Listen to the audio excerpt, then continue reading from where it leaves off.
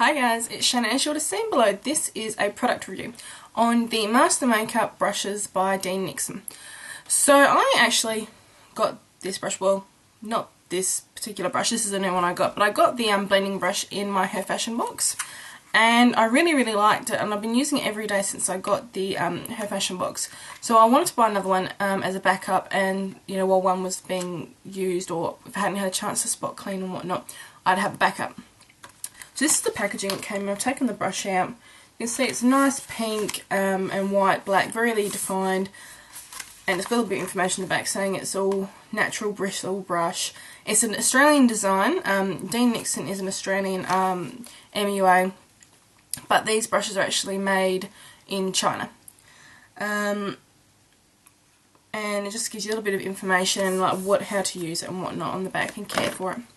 So this is, pricing wise, this is $30 Australian, so it is up there with the companies like MAC and Inglot and whatnot in terms of pricing. You can see the shape there, it's quite a fluffy brush, but it is slightly dome shaped. So if you compare it to something like the Sigma domed brush, you can see there the Dean Nixon brush is quite a bit fluffier than the Sigma one, but they're both really quite dense, so you're not losing any of that density and just making it too fluffy. So like I said, $30. It arrived by courier, which was really interesting. Didn't realise it came by courier. I thought it would just come in Australian post. So it was to my door really quite quickly. I ordered on the 28th of March, which was the day before the public holiday. So obviously nothing would have been shipped out or anything then. It's the 4th of April today, and it actually got to my doorstep about 9 o'clock this morning. So, you know, almost as soon as that working day started, I had it. Which is really lucky I was home, because that's my day off today.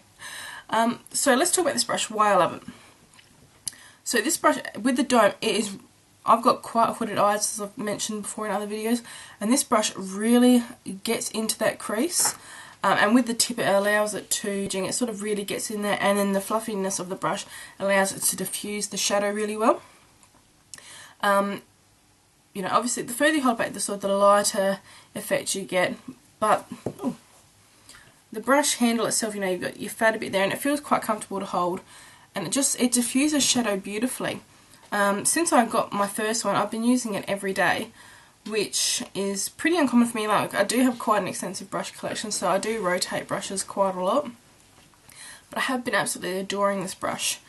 So when I got my order, I got a little invoice. I've just folded it down because it's just had some personal information.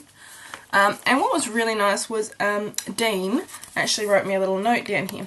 I'm talking about it like I know Dean. I don't actually know Dean Nixon or anything. I just wrote a little note that said, thank you for purchasing his blending brush, and to please be sure to wash it in warm soapy water once a week, and it'll last you for ages. Enjoy, Dean.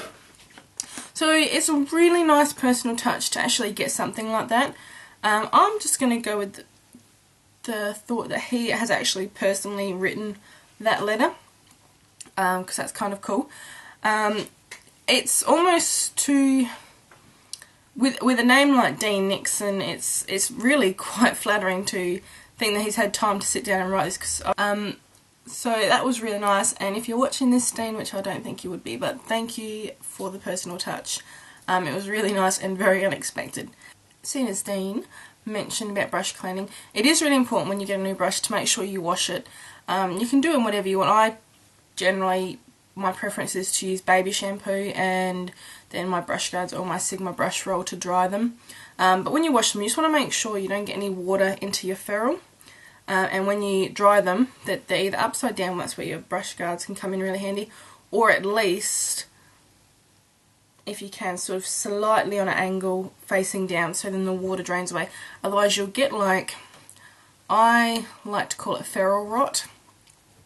I'm sure there's a proper official name for it. That's basically where the ferrule can come apart from the actual handle, or even the glue that holds your brushes in gets eaten away and the hair falls out, and you end up with a fairly useless brush. So that's what I call ferrule rot. In between, obviously, you can use a brush cleaner. I prefer to use the MAC brush cleaner. It lasts me forever and ever, and I've just got to spray top that I put on there by myself. But yes, so, and you just clean that between uses and on paper towel and whatnot. But yes, so this is the brush. This is actually my all-time favourite at the moment blending brush. I'd love to try his other brushes.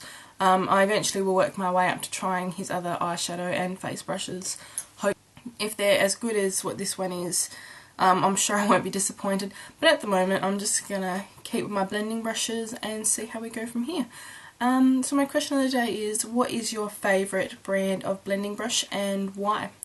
So hopefully you guys found this review a little bit helpful. It's just a bit quick while I had a few spare moments. As always, the links to all my blog, Twitter, Facebook is here. And I'll also leave a link to Dean Nixon's web store where you can purchase these, and also to the Master Makeup Facebook page. So I'll talk to you all later. Bye guys.